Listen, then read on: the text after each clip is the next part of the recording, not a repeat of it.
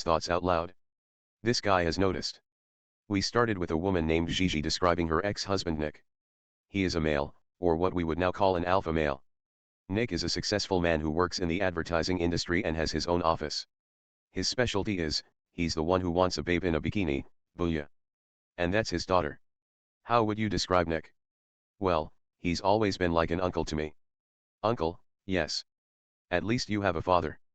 Back to Gigi's story, she regrettably admits to falling in love with Nick's charming ways.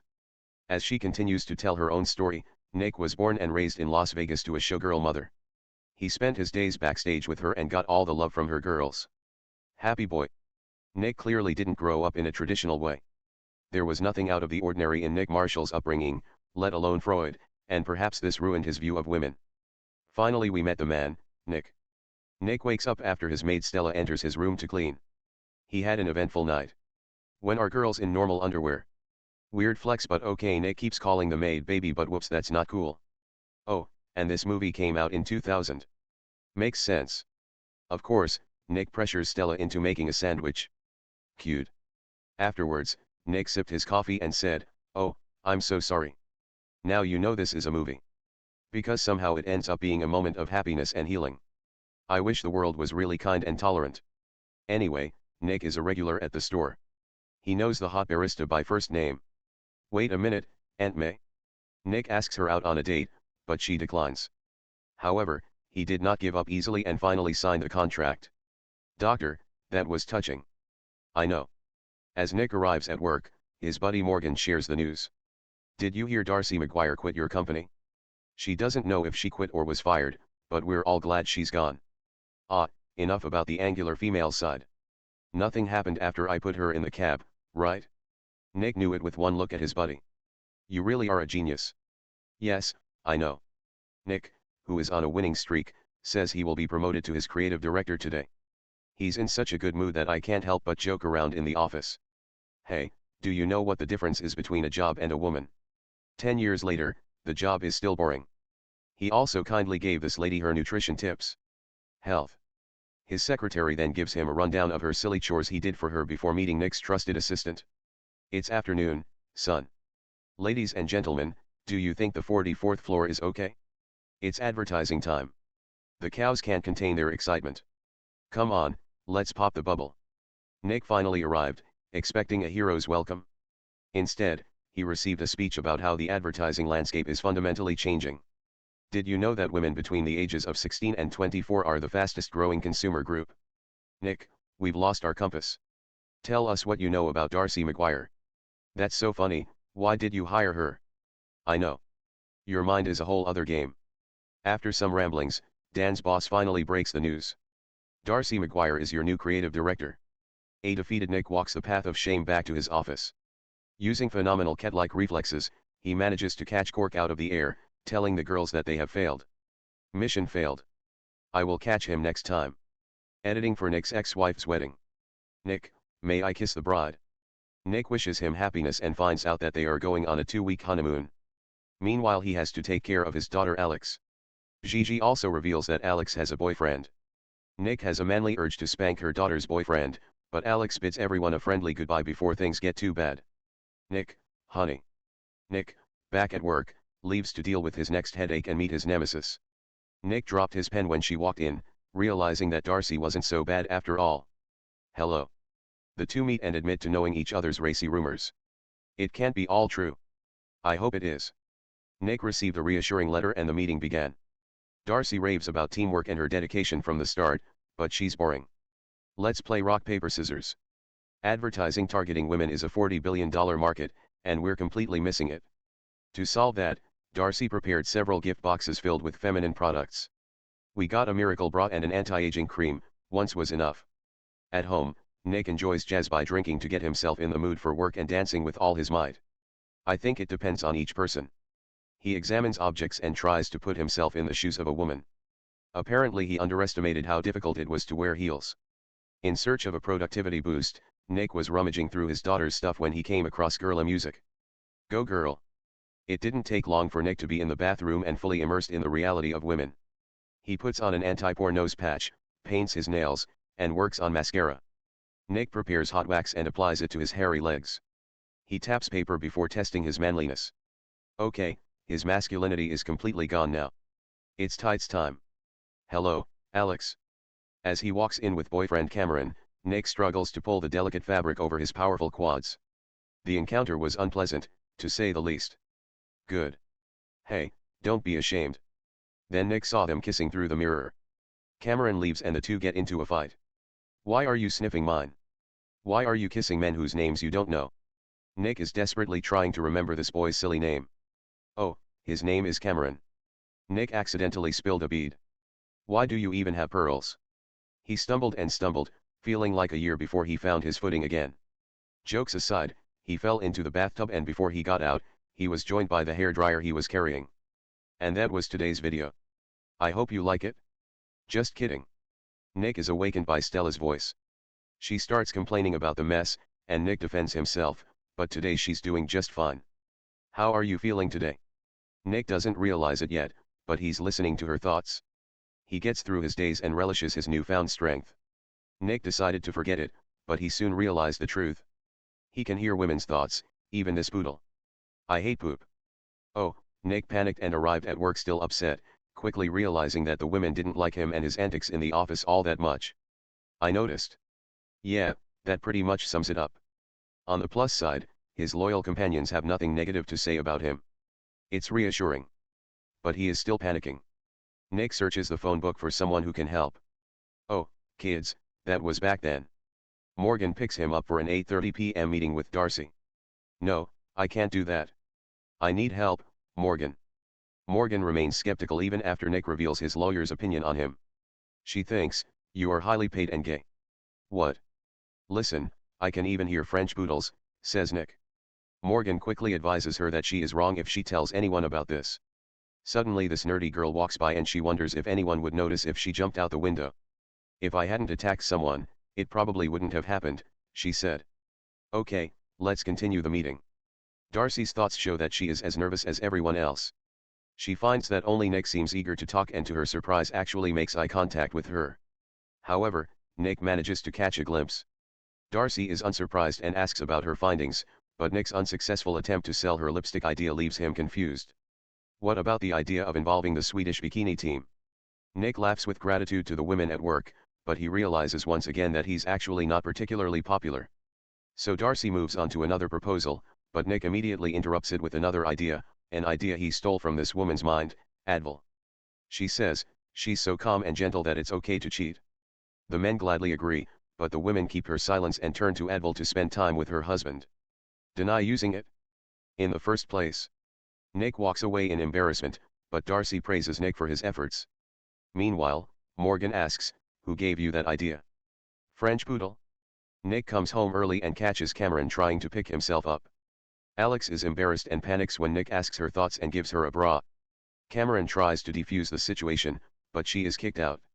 Nick disapproved of the boy after finding out he was much older than his daughter and didn't even allow Alex to go to prom with him.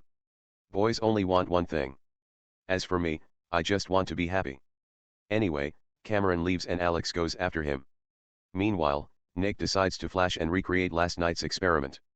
But in Nick's case, this time he wants his powers gone forever. He stood on the balcony with his hairdryer up and waited for a huge lightning strike. Don't try this at home, kids. But a few bolts of lightning from his arm. Oops, wrong world. But same actor. Nick eventually survives and soon begins to see his powers. I need a woman. I don't understand it. He goes to the mall and looks healed. Bonsai? Oh never mind, I spoke too soon. Nick is again attacked by his feelings for women. He visits Dr. He and Gigi's former therapist, Perkins, immediately spoke about his condition. Of course, she doesn't believe him, but after a few guessing games, there's no denying his incredible abilities.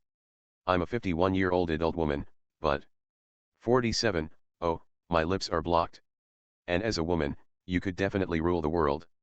After a revealing experience, Nick visits Laura and eavesdrops on her thoughts, returning to his old smiling self. Uncle Ben will surely get quite angry when he finds out that she is crazy about him. Nick follows her doctor's advice and uses his talents to read her mind. Knowing she's afraid of getting hurt again, Nick reflects on her thoughts and shows a weaker side of himself. And promises are secured. Everyone, Please take notes. Morgan returns to his office to confront his lawyer. You think I'm interested in boys? Was it the hair? The highlights just happened to be natural. I asked. Nick comes in and talks to the women. He seeks to gradually improve his relationship with them, and is particularly concerned about the bespectacled girl, Erin, who has been depressed since before. He then goes to Darcy's office and admires her. Why do I always feel like he's watching me? He's just looking at the facility, isn't he, Nick? Great photo. Nick tries to convince her to give her a chance to sell to a big shot. Who's your whale? But Darcy persists with her resolve to do it herself. However, Nick puts his skills to use again and learns that Nike's women's division is looking for a new company. Suddenly Dan interrupts them and gives them a glimpse of another project. Nick takes over the situation and uses Darcy's ideas as his own. Tries to provide more insight, but her idea is overruled, when an assistant comes in and tells her that Nick is getting a call from his daughter. He raises his tone to impress Darcy, behaves better than usual, and even pretends to say a friendly goodbye to Alex, who has already hung up. Darcy sees Nick in a new light and helps her daughter get to prom. It's all about the dress.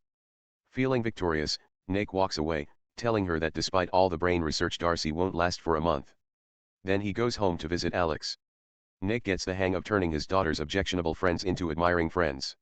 You can order as many peaches as you want, and Alex, why don't you go shopping for a dress with me? Oh, that's so cute. Nick has to do something to Laura before he can get the dress. Not. Unfortunately, he has acting anxiety and has to settle in the bathroom. It turns out that now that he has his talents, he has realized that in some areas he is not as gifted as he thought he was. I can do better. Nick uses his gifts to find things. He continues to use his powers and immerses himself in the company of women. Nick discovers her inner thoughts and desires. Undercover while listening. At work, he again sniffs out Darcy's ideas and writes them down carefully. One day, she excitedly presents a new poster to Dan, only to find that Nick had already lost to her. Brutally. Nick is getting along very well with his colleague now. Now that he has touched his feminine side, they consider him theirs. He even got great advice. He can't ignore you all night and be glued to the TV like a zombie and then expect you to light up like a light bulb. Preach, Queen. Nick then met with Darcy to collaborate on Nike's proposal. He follows her train of thought and waits eagerly for her to finish. But Darcy found him nodding.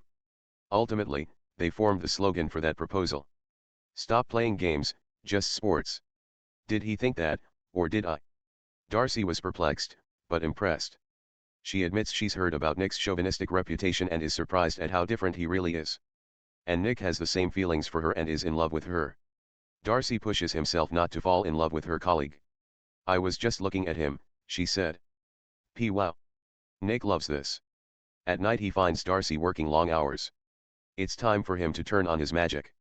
He joins her and realizes how vulnerable she is. He finds out that Dan is working overtime for taking the requested time to meet with Dan, and offers to help. Because of him, she has to present her work by tomorrow instead of later this week. While Darcy is superficially optimistic and confident, Nick sees and hears the truth. And now he's starting to feel guilty for abusing his authority. Anyway, let's get back to work. Nick gives his opinion on the tights product and says it's clearly superior. Have you tried it? Oh, did you put it in the pink box? Darcy was surprised and delighted at the fact. How did it look? It's hot. As the two bond over Nick's cross-dressing experience, they discover an unmistakable chemistry between them. After a while, Nick goes clothes shopping with Alex. He begins with a classic movie montage of costume trying on, silly, laughing, and nonsensical dancing. The two finally agreed on a pink dress, saying, I'm going to wear it tonight. Oh, brothers. Nick confronts Alex for her food and tries to preach her. But Alex assures him that Mom has already explained everything. Okay, but you don't know what men really want. Alex said, you've never had a real relationship with anyone in your life.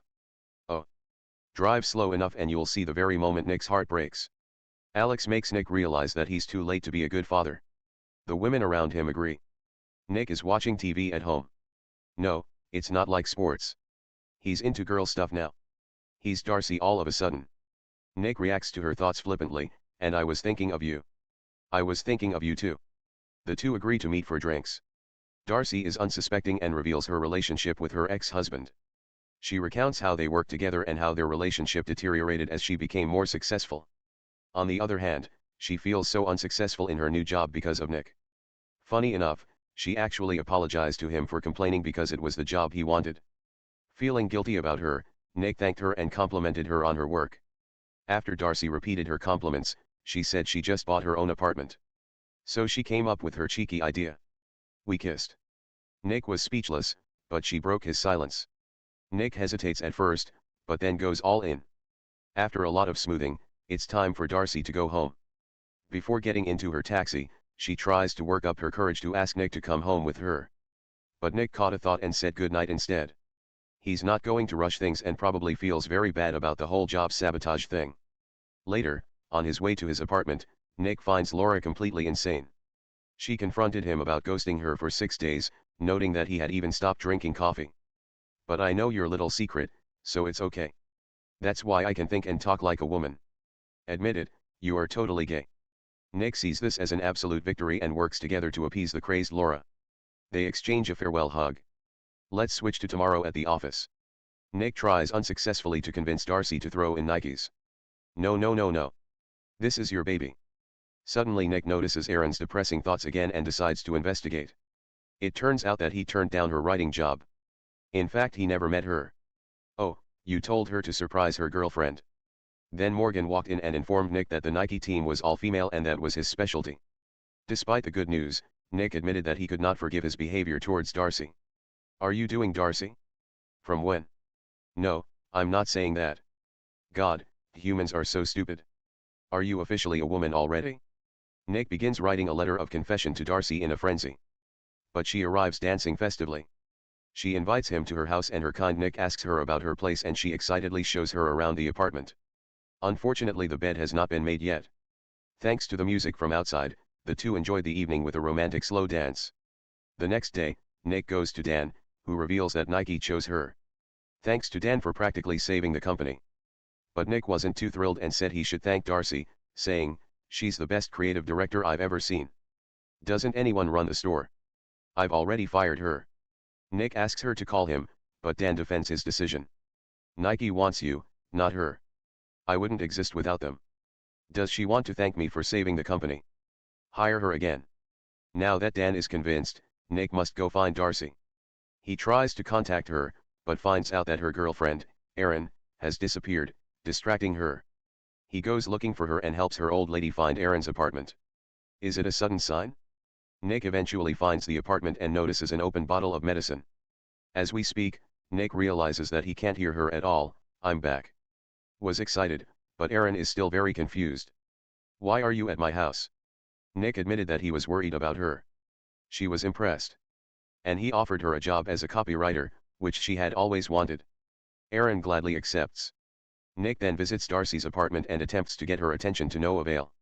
To make matters worse, Nick receives a call from Gigi saying Alex called. Nick remembers her prom and finds her crying in the bathroom. She tries to apologize for forgetting prom, but Alex says she's crying because of Cameron. They had plans for Prime Minister Cameron to rent a hotel. But Alex wasn't ready to blow the whistle, so naturally Cameron dropped the whistle. Nick praises Darcy's decision and is proud of his daughter's progress. You know how far you've come. But you won't find it there. Instead, he returns to Darcy's apartment, who ends up inviting him. Darcy plans to sell her apartment after losing her job, but Nick points out that Dan has already paid him back. She doesn't believe him because she somehow failed at the job she was hired for. However, she confesses that Nick was actually working. It's just that someone was stealing and sabotaging their ideas, and that someone was him. He added that he realized what a great woman she was when he approached her to steal her job. You turned my world upside down, changed my life, totally amazed me, and I love how smart and dedicated you are. He reveals that he has acknowledged that he is not there to save, but rather that he is the one who needs to be saved. Now helpless, he asks Darcy what she thinks because he can no longer read her mind. I think you're fired. Embarrassed and heartbroken, Nick walks away. That's it? I don't want it to be. And it's not. Darcy forgives him and the two embrace.